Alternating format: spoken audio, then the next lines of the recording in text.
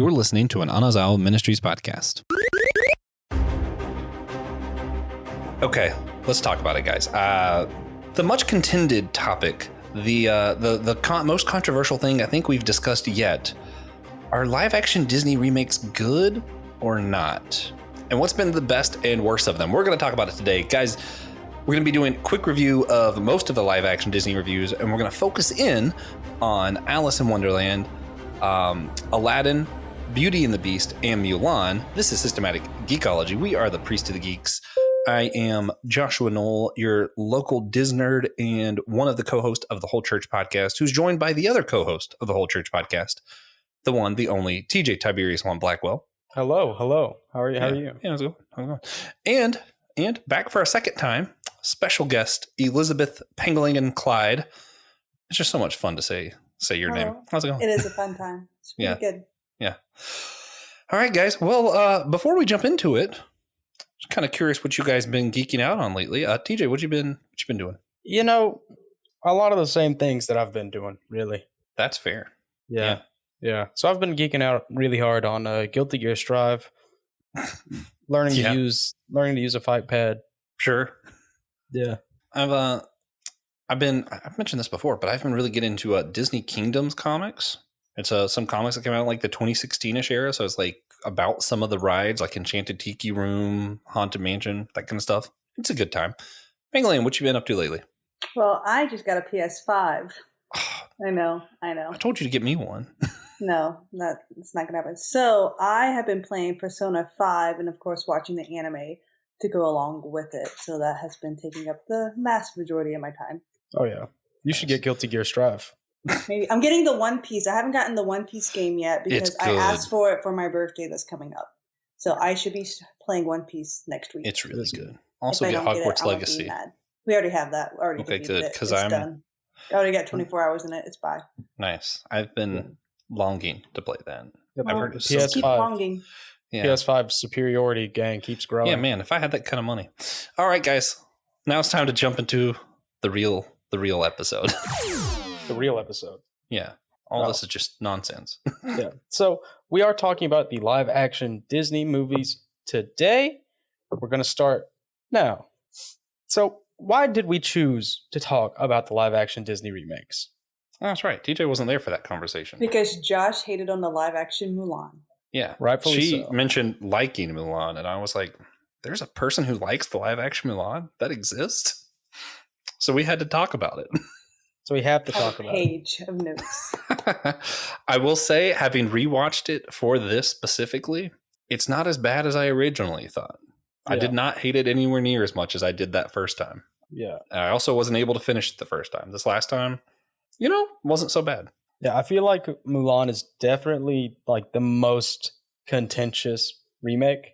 Like it's very polarizing. You either love it or you hate it. Josh will come back around to one of those opinions. Yeah. But, I think Lion King should be more contended. I didn't even bother watching just because it wasn't good. It can't be live action when it's all CGI. Yeah, there's no live action, so I refuse to watch it. The thing is, like, Lion King was such like a staple of what Disney is and of the Disney Renaissance era that it's like, you think they would have gone all out for that, and they kind of did, technically. Like, the budget was high. The actors were awesome. It just really fell flat for most people. Yeah. No, and I looked at reviews, and I wanted to love it, but it's just Me too. It's literally shot for shot the same, and it's CGI. Yeah. So you're not going to get the magical of the animation. And the only thing they actually really changed is they no longer sing "Be Prepared," which is top 3 best Disney villain songs. Yeah. And Timon finished his lyrics. Yeah. That it was just lame. If you're going to do it exactly the same, you got to do it better, or don't bother doing it. Right. And yeah. So why do these films matter to us? Why do the live action remakes mean so much? Because we are 90s babies. Wait, TJ, you a 90s baby? You said you were young. Yep, technically. 99? Barely. What was it, like December 31st, it was May. 1999? It was in May of 99. All right. Well, we take you. Welcome. So, Josh, why do these films matter to you? I grew up in Florida, for those who don't know. So Disney's always just been a huge thing for me. Also, 90s. So we grew up in the Renaissance era of Disney. A lot of people argue that's the best era of Disney. I won't. Actually, I think one of my favorite eras of Disney is probably what's called the Dark Age that not a lot of people like. I love the But Bronze Pinocchio era. existed? It was so good. No, that was the Gold era. I liked like the Fox and the Hound, Great Mouse Detective, Black Cauldron. Black Cauldron, Oliver and Company. That era, Okay. top tier for me. But it's not known as Disney's best for some reason. Because of the Black Cauldron. It was a good one though. Oh, I love it. But I Yeah. think that's generally what it is. If they made a live action Black Cauldron, how would you feel about it, DJ? It'd probably be really good, honestly. Honestly, yeah. Yeah, it probably would.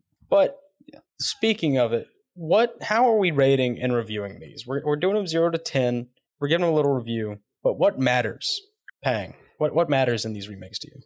I feel like keeping the spirit of the show.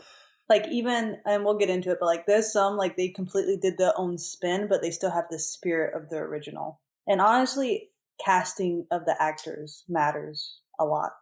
Yeah. Yeah. And in live action, it turns out it is important that your actors can act, among other things. Yeah. What about you, Josh? Yeah. Acting, chemistry, to a smaller degree, accuracy to what you're remaking, not necessarily to the source material, but if you're going to say you're remaking Disney's Mulan, I care that it's like Disney's Mulan. And I can tell you all how it's like it later. Anyway, but really, it needs to be a good movie. If you want to call it something, if you want to call it Pinocchio and make it about something completely different, like Guillermo del Toro, whatever his name is, he did. It wasn't a Disney live action remake. That movie was really good, unlike Disney's live action remake. Yeah. Yeah. So for me, I think a lot of it is the music.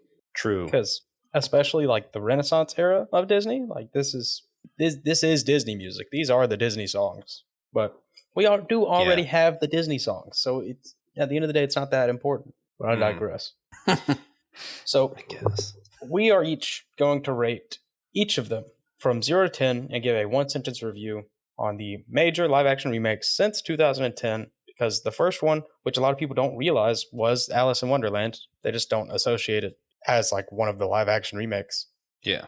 So, Josh, 0 to 10, one sentence, Tim Burton's Alice in Wonderland. 8.5. It was phenomenal. Barely counts as a remake because it was nothing like the original, really. All right, Pang. Alice in Wonderland.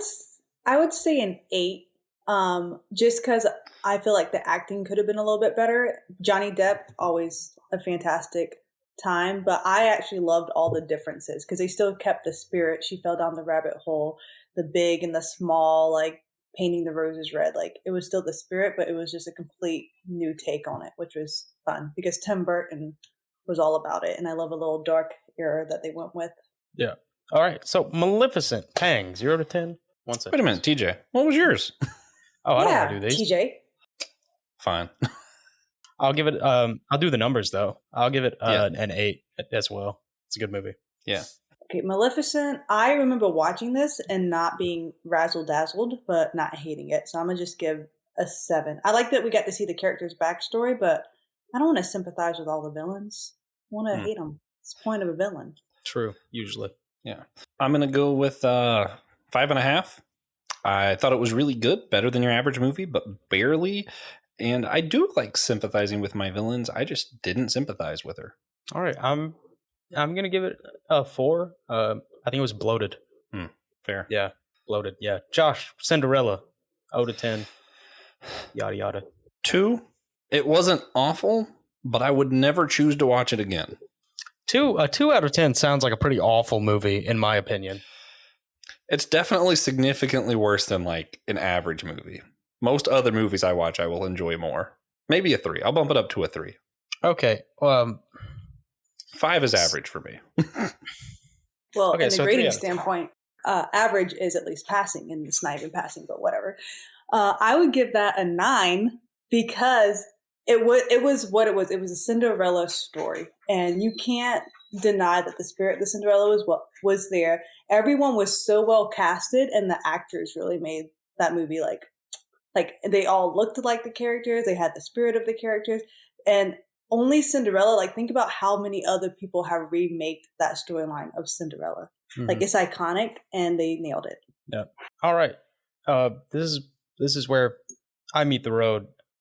Full disclosure, I don't really care about seeing all of the Disney live action remakes, so I never saw the Cinderella remake. 5 out of 10. Hey, The Jungle Book. Boo. It was, fun fact, there's actually 2 Jungle Book live actions, but we're talking about the 2016 one. I did not like it. I would give it like a 4 out of 10. Yeah. I didn't like that they changed the ending to the storybook, and I really am not a fan of animals talking. I feel like that's the opposite of live action. All right. Josh, Jungle Book. I disagree with her assessment, but I'm still giving it a 5 out of 10. I liked it just as much as I would pretty much any other random average movie I put up on Netflix. The songs and everything were good. We got the Fallout version of I Want to Be Like You because of it, and that's a solid reason for the movie to exist. Yeah, I hope I'm thinking about, like, now that I know there are 2 of them, I feel like I might have watched the wrong one. But is the other one like way older? Yeah. Yeah. Like old? That's what we're talking about? Yeah. Mowgli, like, as an adult. Yeah. Okay. You watched the right one. Yeah? Yeah. What'd you say? I love this one. It. I'm going to give it like an 8.5. I love Big Orangutan. Yeah, I liked that part. That's one thing about me. I love a big monkey. Yeah. All right, so Josh, Beauty and the Beast. 9.5. It was excellent and better than its animated counterpart. Almost perfect. Pang, you disagree? No. Okay, so I love Beauty and the Beast so much, so I would give it 8.5, maybe 9. It's hard to determine. I wasn't a big fan of adding the Paris scene, like the Paris backstory. I also wasn't a big fan of how they like made the Beast come out more arrogant. Like in the animated version, he gifted her the library. It was like, it's yours. And it was like, oh my gosh, I want someone to gift me a library. And then in the live action, it was like, oh, what a book snob. You like to leave? Let me show you what books are. And I'm like, okay, jerk, whatever. Yeah. And also so much auto-tuning. Like, that's why it would probably be a solid 9 if it wasn't for all the auto-tuning of the singing. Okay. I'm going to give it a 9.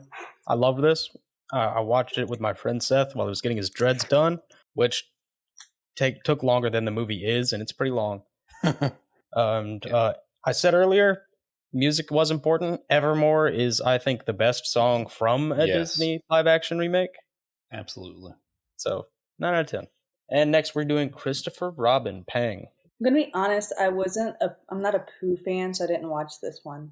It looked like it was just a dark, and it would probably make me sad, and I just didn't feel like watching it. Josh? This one was the hardest to rate. I'm going to go 7 out of 10. It was really good. I grew up watching Winnie the Pooh with my mom every weekday. Got to watch this with my mom in the theater, so it was pretty cool, and it was kind of about... that's longer than a sentence. It was good, though. It was good. It was good, though. Stayed to the spirit. Yeah. I didn't watch it because it's live action Disney, and I don't really care. It's fine. I'm glad you're here, TJ. Me too. Okay, Tim Burton's Dumbo. Josh. Solid 8. Absolutely fantastic.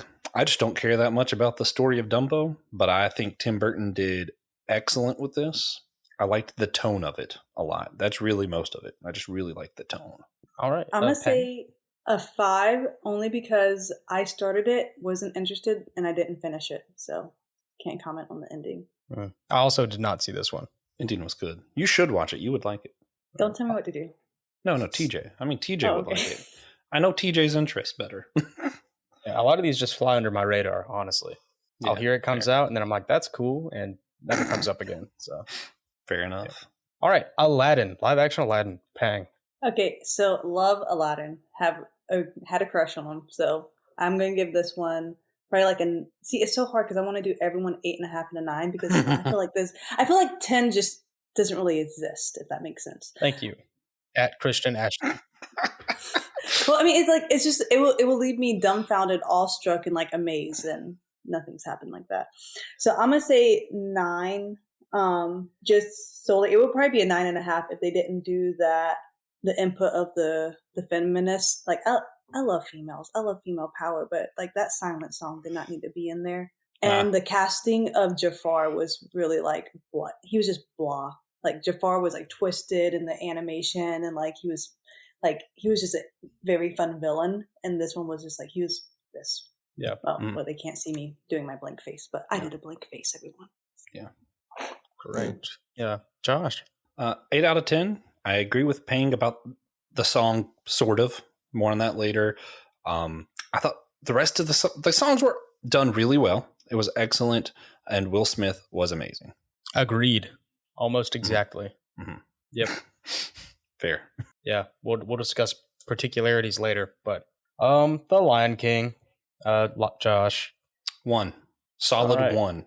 Because you didn't give me 0 as an option, did you? Did you give me 0 as an option? You can go 0 you say to 0 10. out to 10? Okay, well then I'll give it a half. It wasn't the absolute worst movie I've ever seen.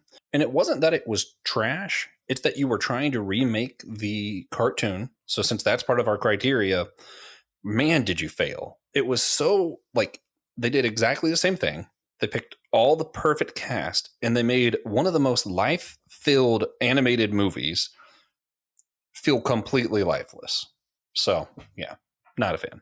Like I said, I refuse to watch it, so I'm gonna give it a 1. But I actually looked it up. I wanted to love it because I love the line. Like, what animated movie would you rewatch time and time again and still cry when Mufasa like dies? Like, it imparts the same emotion time and time again. So I refuse to rewatch a crappy What I Know movie and sully my memories. Fair. Yeah. Didn't watch it. Everyone said it was bad. I trust them. Yeah. Yeah. So, Josh, what about the live action Lady and the Tramp? 7. I thought it was awesome. During Christmas time, I'd probably rank it higher. It felt a lot more Christmassy than the original. It was good. Yeah. It was good. Yeah. What about you, Pang? Live action Lady Tramp. I would do 7 again. It's just a big preference. Not like I'm thankful they used real dogs, but I'm like, animals don't talk, so I feel like live action. And I get it because we can be like magic, live action, whatever. But I like that they used real dogs, and I like the fact that I went to the same sweet shop that was in the film in Savannah, Georgia. So Nice. Is that what that is? Mm-hmm. It's like a little chocolatier shop.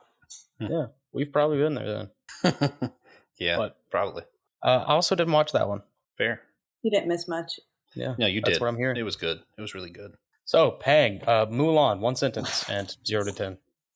9.5. And I give it the half just for those dang haters. Because Mulan animation, I can literally quote it. I can quote it word for word. I love it. I identified with Mulan so much because my nickname is Pang. She was Ping. So I grew up loving this anime. So when everyone who says they are legit fans of Mulan says they hate it, I'm like, there's no way. There's no way you're a legit fan of Mulan. So Josh, let's start fighting. Why did you hate this? We can't fight here. This is the 1 sentence review. Why? We fight later. Soon. But I want to fight That's now. just how the outline's written. But you don't. I'm going to give it a 6 out of 10. No, don't do it. Originally, I probably would have given it like a 1, but knowing what to expect when you go into it really makes a huge difference with this one. You knew. Okay, well, I'll wait to debate. It's fine. That rhymed. Yeah. All right. I would probably give it a 7. It's not a remake of Mulan at all. But true. I like it as a movie. I think it's good. I like the action a lot. I'm a big fan of like Chinese magic in media. Yeah. It's always cool to see. So, Josh, Cruella 0 to 10. Oh, I forgot about that one. Haven't seen it. All right. Yeah. I would argue that one's not a remake either because it's the backstory of Cruella, like Maleficent. I liked it better though. I like Cruella's backstory a lot better and made her more identify. I would give that one a B. It's really good. Yep. I also haven't seen that one. All right. Pang. Pinocchio 0 to 10. Oh yeah, I forgot about Pinocchio. It was probably about 7. It wasn't my favorite like anime, but it was a good movie. Not anime, gosh, animated film. Same thing. Yeah. Josh. My plan was to watch it immediately after watching the one like Guillermo. How do I say that, DJ? Guillermo. Yeah, Del Toro. You can just say Del Toro. Yeah, well, I watched Del Toro's Pinocchio, and then just decided it was so good that there's just no way that I would watch another Pinocchio and not hate it afterwards. So I didn't watch it. That's fair. Also, exactly what I did. I love Guillermo del Toro. He's my favorite director. I watched his the day it came out. I'm not watching the other ones. Yeah. Sorry, Disney. There's no way it's as good. It's just no way. Yeah. So Yeah. that being said, I'll give it like a 9.5 out of 10. That movie was almost perfect. Are you talking about Del Toro's? Yeah. Yeah, me too. Yeah. Then if we're just gonna rate something that's not a live action remake while we're here, yeah, that's 9.5 out of 10. I agree. Yeah. Yeah. So 4 of these, you might have been able to tell while we were doing that, we wanted to focus on a little bit more. We wanted to, take a little extra time to talk about Alice in Wonderland, Beauty and the Beast, Aladdin, and Mulan. So we are going to do Mulan last. Pang has to control her bloodlust until then.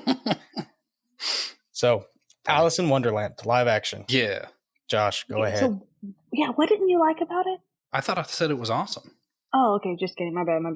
I'm just so ready to fight with you. I don't know. I've been with kids all day and I can't fight with them, so I'm just ready to get it all out. The plot and stuff is nothing like the animated or like the book. Technically, Disney's animated film was a lot closer to the book. For those who don't know, this book is my favorite storybook of all time. So I do care a lot about this, but they got the tone and I think the message a lot better done in this. It came across more clearly than I think the animated film did. For those who don't know, the author was a logician. And the entire point of the series is just kind of a series of stories that takes how you do structured logic and then just reverses it so that it's the opposite of logic. So when you see the live action film and then make a huge deal out of, I believe, 10 impossible things or however many it was before breakfast, yeah, that's sort of the point of the book. So that was really cool. I like that they included that. Yeah. Pang, you also like this movie a whole lot from what I remember. I just have a crush on Johnny Depp as the Mad Hatter, so I was really excited about it. Me too. That's a good enough reason, I think. Johnny Depp did do an excellent job in this too, though. So good. So good. Yeah, that's the other selling point.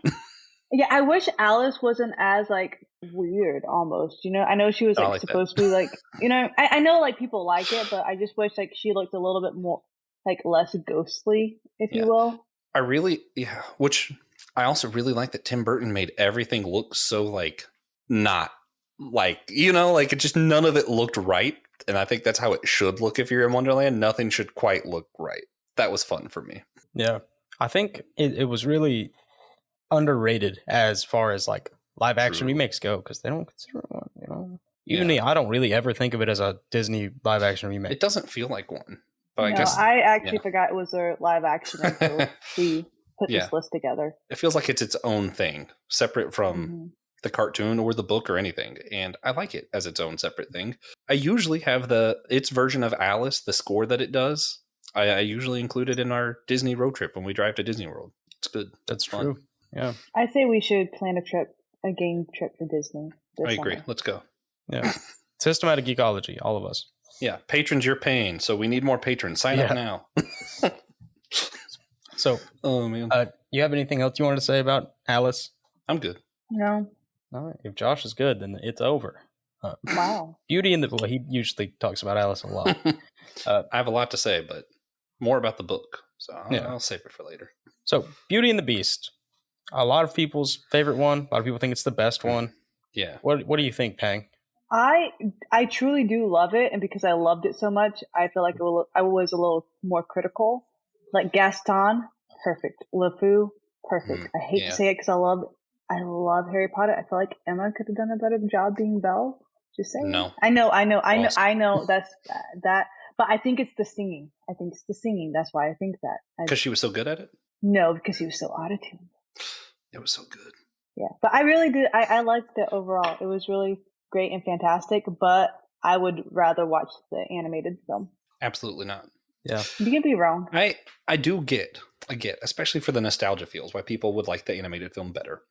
And there's Lumiere a lot of wasn't reasons. casted right either. Lumiere should have been more razzle dazzle. Did you just say Lumiere wasn't casted right when Ewan McGregor was Lumiere? I feel like he could have been a little bit more razzle dazzle. Just saying. I have my opinion. It's possible. To be more wrong than that. Yeah, it's fine. That's incredible. I wanted a little bit more razzle dazzle from Lumiere because he's one of my favorite characters too. He wasn't my favorite character until Ewan McGregor was him, but then that was awesome. Owen McGregor. I just like his voice so much. So a lot of the point of this, which is why this story is so good, there's so many different points, and it's brought out better in the live action than it is the cartoon. Also, neither of them are even sort of like the original source material. That's just a side note. The source material is nothing like this at all, for those who are wondering. It just involves a lot of people being cursed and tricking each other in wars. But the story is the princess is the one who saves the prince. Beast is the one who gets saved this time. That's why I thought it was such a phenomenal story from the get-go, is that it's not about Belle being this, you know, the woman who's the damsel in distress. It's he is trapped. She saves him, and her whole, which is a lot of part what people make fun of, like how she longs for adventure, but she's able to take that and show Beast all these different places through books, even though he was hesitant at first, which you see a lot more clearly in this because he was more arrogant in this one, like he should have been. And they were able to show through that how he kind of sees the world differently because of her, and how he's able to take her places from that one magical thing there. And then, of course, the song Evermore makes it even more clear that he's the one being saved, which was also just awesome song. And it was just so well done. Just But the ending, as a dancing, it's like, how do you feel about growing a beard? And he like growls. It was cringy to me. I was like, that was so great. Stupid. That was so stupid. You're wrong. Stupid. How do you feel about growing TJ. a beard? That's kind of funny. Final word. It's a little funny. It's not cringe, but it's a little funny. Yeah. I think it was supposed to be cringe. But. So, to me, Beauty and the Beast live action is great because it captures how grand the animated one felt. True. It felt like, you know, like, wow, this is really something going on here, you know, at least to me. I did like how they tripped us out, though. Like, whenever, like, the last petal fell, I was losing my ever-loving mind in the theaters. Oh, yeah, that was the tension that was great. Beautiful. It also, was so good. Like, whenever, like, he called Chip, I was like, oh, thank you, Jesus. Also, I am slightly biased. There is a ongoing debate on whether this movie or Lego Batman was me and Tiffany's first date. Depends who you ask and when you ask. When did you guys start dating? Because this movie I saw around when this came out. I was say on my time hop, I saw. I think it was like 10 years ago. Like Taylor and I was going to the movies. No, 2016, right? Or 2017? 2017. I think it's 2017. Okay, maybe it wasn't 10 years ago, but it was. It came up on my time hop. We went to the movies. It was like 6 years ago. That's a long time ago. Still, yeah. I'm old. I can't remember. That is a long time ago. Yeah, but I wasn't an adult 6 years ago. Yeah, fair enough. Yeah. Mm-hmm. Yep. Mm-hmm. All right. That's all. Aladdin. Cool. Josh, how do we feel about live action Aladdin? In depth, in detail. God, it was so great. I was really worried about it because it was one of those classics that there's just the expectations were too high. You know, they had to cast Genie as someone other than Robin Williams, which is an impossible task. And man, it was impossible to do this movie well, and they did it. You know, the casting was great. The themes, like the feel of it was great. A lot of the music, honestly, if I'm going through Aladdin songs, it's probably close to half and half if I prefer the live action or cartoon version of the songs. And Will Smith made the Genie his own. He didn't try to remake Robin Williams, and that's why it was good. If he would have tried to do it exactly the same, would have been awful. I also did like that they included the storyline about Jasmine and the female power and all that. I just didn't like how they did that second song number. It felt like it was out of place. Yeah. But when your theme came out of nowhere. Yeah, that's what bothered me. Is just that it came out of nowhere. Like but everyone stays still, and all of a sudden she has a moment. I'm like, that killed me. Like yeah, that took me out of the movie. That was like the big detractor for me. But when you think about the theme of Aladdin, which also they got pretty close to like the original source, except for Jafar is really like 7 different bad guys in the original story, but whatever. They just combined them into one. Why not? But I don't know. I think the theme of Aladdin is that he felt trapped because he's a poor person and because, all of these things that were stereotyped about him, and he thought he could never amount to anything. And to see that also kind of paralleled with Jasmine's story, feeling that she was trapped because she was a princess and she was a woman and had certain expectations, to see both of them kind of learn what it means to be free and then come together. That was great. I love the feminine storyline. I thought it went well with the theme. I just think they could have done that song a little bit better. Yeah, but it's also on its own. It is a great song. Like when I'm doing my Disney playlist, And I think it was at that time too, when Aladdin came out, it was a big push for just like woman power, and it was just one of those like, okay, here's another one, got it. But Yeah. that's just me, and I think I'm just because I am a female and stuff like that. Like I roll my Wait, eyes really? extra hard. I mean, my husband really enjoys that fact about me, but I kind of like I side-eyed it even more because I'm like, really, again, like I remember whenever I think we were coming from a church conference and there was a really powerful like woman speaker there. They're like, how'd you enjoy listening from a woman speaker? I was like, I got the same out of it if she was a male or female. She was preaching the gospel. Like, what does she being a female have to do with anything? So I'm just like, blah. But I loved it. I loved Aladdin. I felt like he was casted really well. Like, you know, my adult self can still kind of have a little like crush on him. So that's important. I'm a hopeless romantic, guys. If you haven't noticed, I was trying to ship anime characters in the last podcast that shouldn't be shipped. But if there's any kind of romance, I'm like, I'll sniff it out. So I love that. I love their relationship. They had great chemistry too, because a lot of people just do not have good chemistry. So it felt like Aladdin and Jasmine. And maybe that was one of my problems with like the Beauty and the Beast. Like maybe I just like didn't feel the chemistry I thought was there because he, you know what I mean? Like since it is like a beast, I don't know. But I loved it. Yeah, I felt the chemistry. Like they just didn't have the chemistry. Like if I think of Belle and the Beast in live action versus Aladdin and Jasmine, I feel like they had better chemistry in the live action together. I'd have to think about that. You can tell me I'm wrong. But also, Will Smith had great chemistry with everybody too, which is a huge part. I liked his little backstory too about him, like you know, falling. That was like great. He got a little good love addition. story too. Yeah. I was a fan of that. Yeah. See, I really did. I love Will Smith's Genie.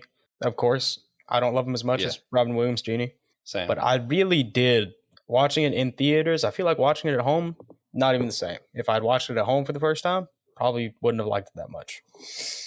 But Prince Ali in theaters felt like, you know, like this is probably what it was like to experience it if you were on the street. Yeah, that was that's my favorite song out the whole. It was so good. So good. I liked the remix of Friend Like Me. They do it during the credits too. Thought it was great. TJ, we watched this together in theater, didn't we? And Angel. So. Angel was also there. Yeah. Hello, date. That's cute. Yeah. Well, there was like a whole work group date. There were like 4 or 5 of us, but it was a date for sure. Yeah. Anyway, Aladdin is good. We like Aladdin. Yeah. Mulan, however. That's what the divide is. Well, you know, I'm not trying to divide anybody. Yeah. Disney divided us when they released this movie. True. No. Here's the thing, because they gave Agents the expectation. They said they were going to make it like the original historic Mulan. They gave that expectation. No. Okay. Go ahead. Tell me what you don't like about it. No, if we're saying they're trying to make it like the original story. They try to like make it more like historic. At one point, the story actually did have Mulan coming back to her family. But the way the story actually goes is she goes back to her town, it's empty, and all her family died. And then she kills herself. So they didn't do that at all. It'd be like that sometimes. That was deleted scenes, Josh. Oh, I missed that. Get the DVD. One thing I didn't know, though, that I did some research about this because I was just curious. The other female character, it felt to me when I first watched it and the second time I watched it that she was kind of pigeonholed in there. Like they were like, oh, we need a female bad guy too. But no, that's actually part of the original story.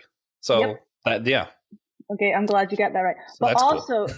The poetic is she kept on turning into a hawk, and she was the guy's second in command. And in the anime, who was on his shoulder all the time? The freaking hawk. So there was imagery there. Yeah.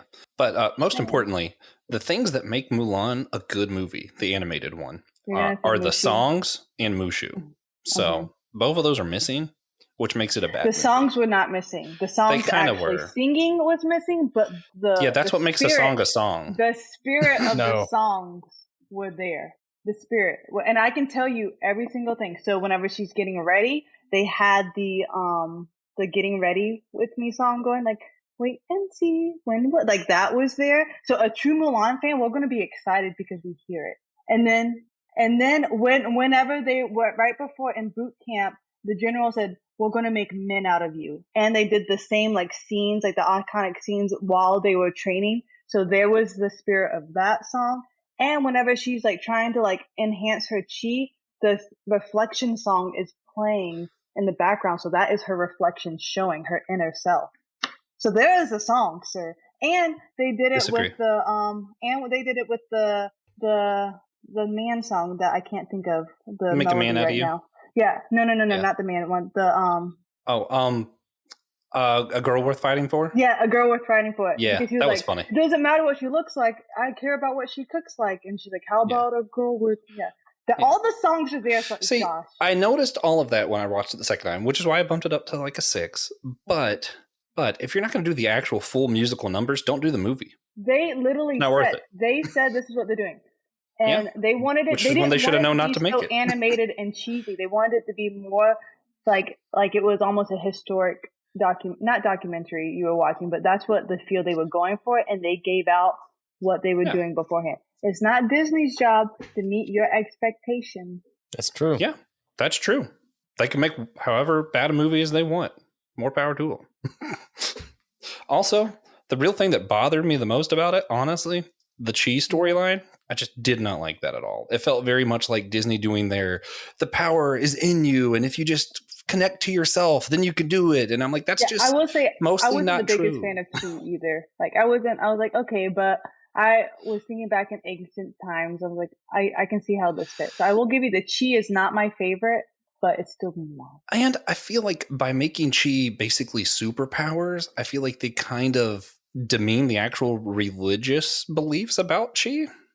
And I'm like, that's kind of seemed off-putting to me. Like, I was like, I feel like you could be more respectful by not including superpowers that aren't necessary.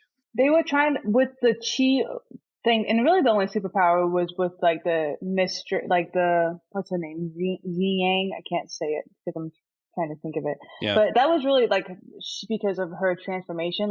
Really, their Chi was almost enhanced abilities. I wouldn't really call it superpower, and that's just kind of getting in tune with yourself and with your body. But I feel like what they try to do, which is once again, it was during that time when it was supposed to be released, was that big female power movement, and it was symbolizing no, girls don't have Chi, boys have Chi. So they were just trying to they use that more for the divide of the female male scenario because she needed to be masked as a man. But I agreed, she was not my favorite apart from that. And this actually, it loses no points for this, but I feel like I'd be at fault to not mention just how cheesy it felt. That one scene where the Phoenix comes behind her and it's raising her wings, and I'm like, you just didn't need to do that. No, I didn't like that. Big fan of a scene, Honestly, the thing that to me was the biggest plus of the live action, though, is the original story that's been around for 2,000 years, apparently, plus. Crazy.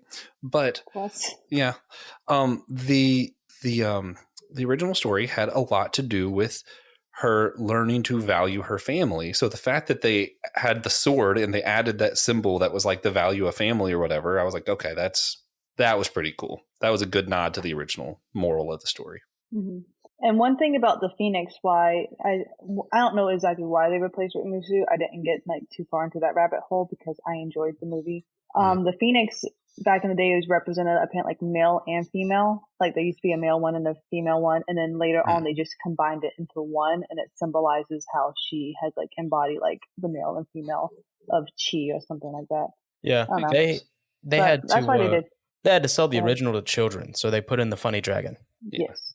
Yeah. Well, and we love Mushu. Don't get me wrong. There was a nod to Mushu. If you look, they had dragon embroidered on the sword. Whenever she opened it, there was dragons embroidered, hidden in Easter eggs and stuff like that.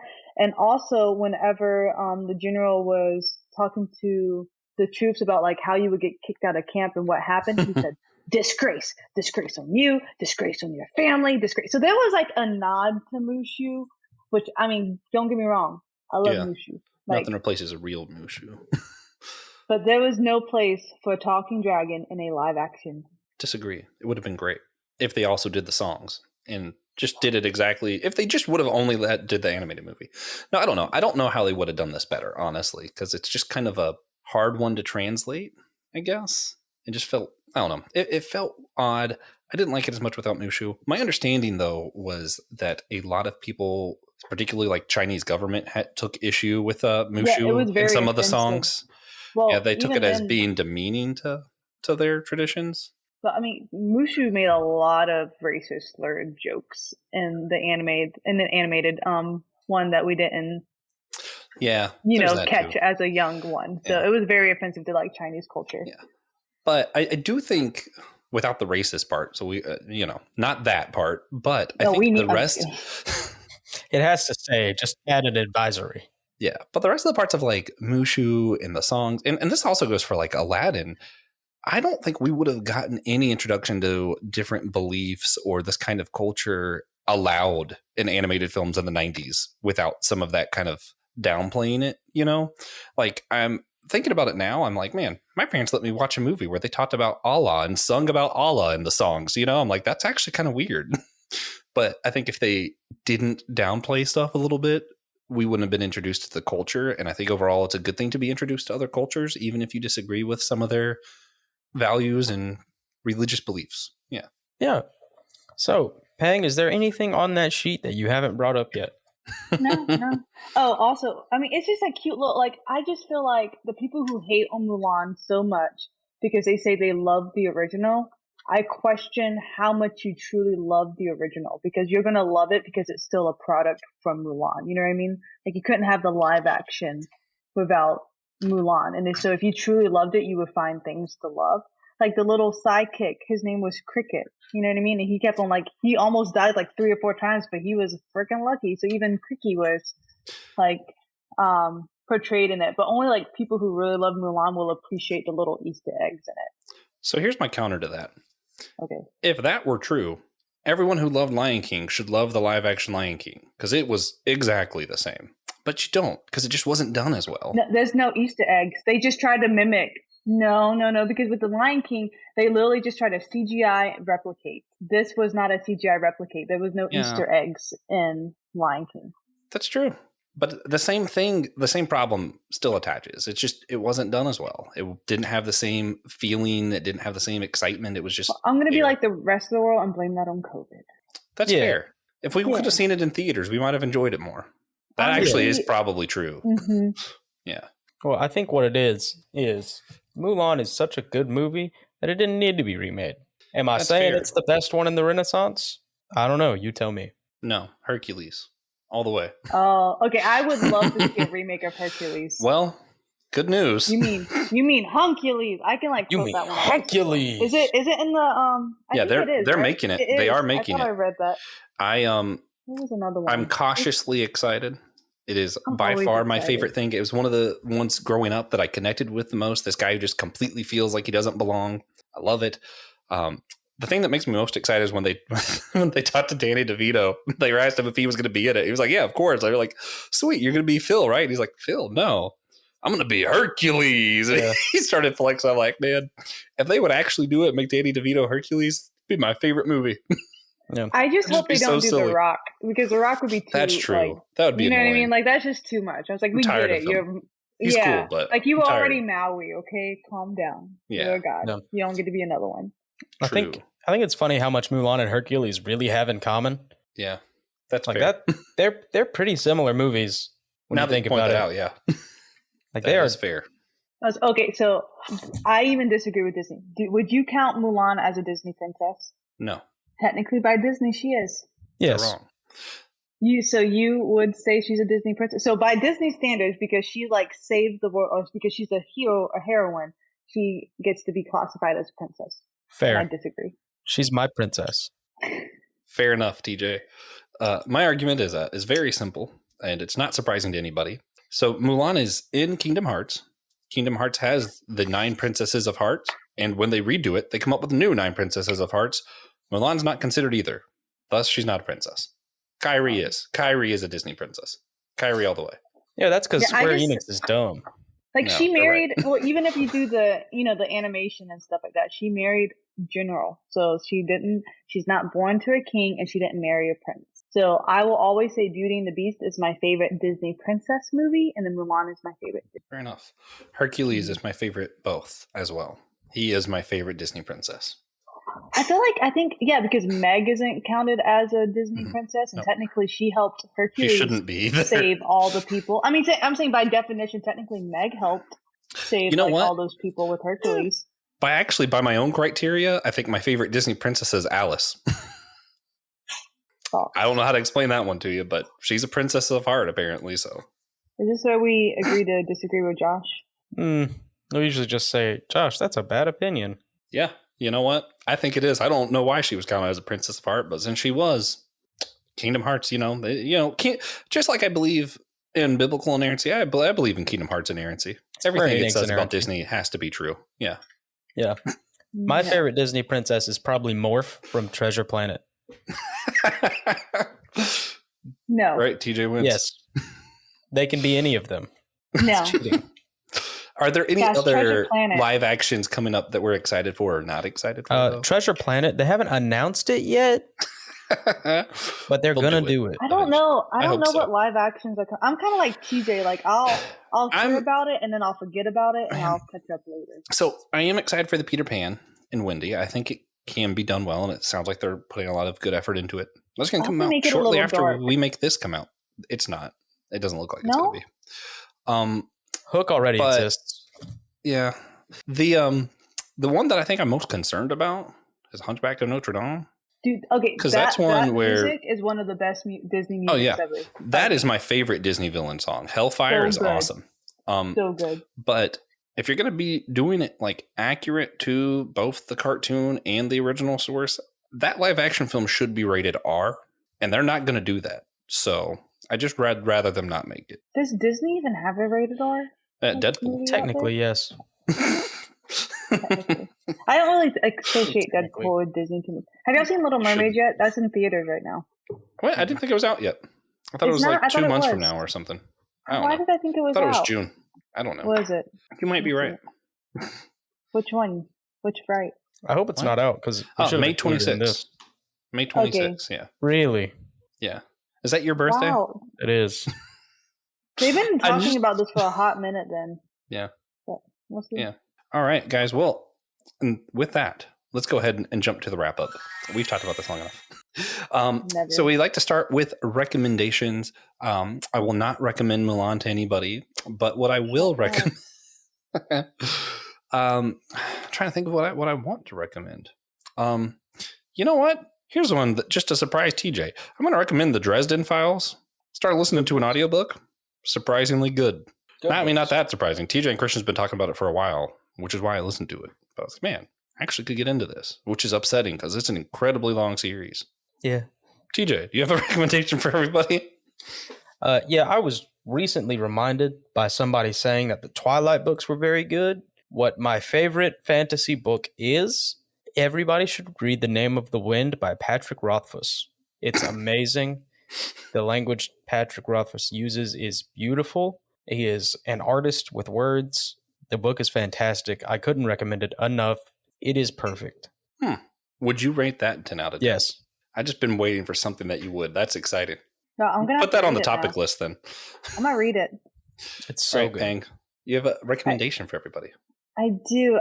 So I've been I got this for Christmas and it's just a fun little read. So if you I'm just gonna read the book, the little background. Ready? I gotta do it in my anime voice. Being a Christian can be tough. Being an otaku can be tough. But being both at once, dun, dun, dun. So it's literally just a little devotional on Amazon. It says Finding God in Anime, a devotional for otaku. So it literally will go through like the different, like there's so many animes in there and they just do like little devos on it. And it's fun. Some of them very stretchy, some of them funny, some of them like it hits a little bit, but yeah, that's what I recommend. That is fun. That's cool. Yeah. Yeah. It's like $8. So, I mean, who doesn't have $8 to waste? Yeah. But it's not a waste because it's also about, Jesus. Yeah. But also, I have to buy so many other things to get to that on my list. It'd be a lot more than $8. I'm telling you, be a such a long list. If you can make so much money. All right, guys. That's so true. with that, underserved market. And of course, if you want TJ Feet Pics, go to our Patreon page, patreon.com/systematic geekology. If we get 100 people to sign up this week, he will send, 10 pictures of his feet. Wow. Just for you guys. Yeah. So 100 people need to sign up this week to our Patreon page. And you get a lot of cool, bonus episodes over there. You can hear people talk about comic books or manga. We have Manga Mustard is adding to our regular roster over there. Maybe Pang will join that one day. And guys, make sure you go to systematicgeekology.org, hit the host tab. You can see all of our names, except for Pang. But, you hit the guest tab to see other episodes she's been on. And follow us, avoid us if you want, whatever. And remember, we're all a chosen people, a geekdom of priest.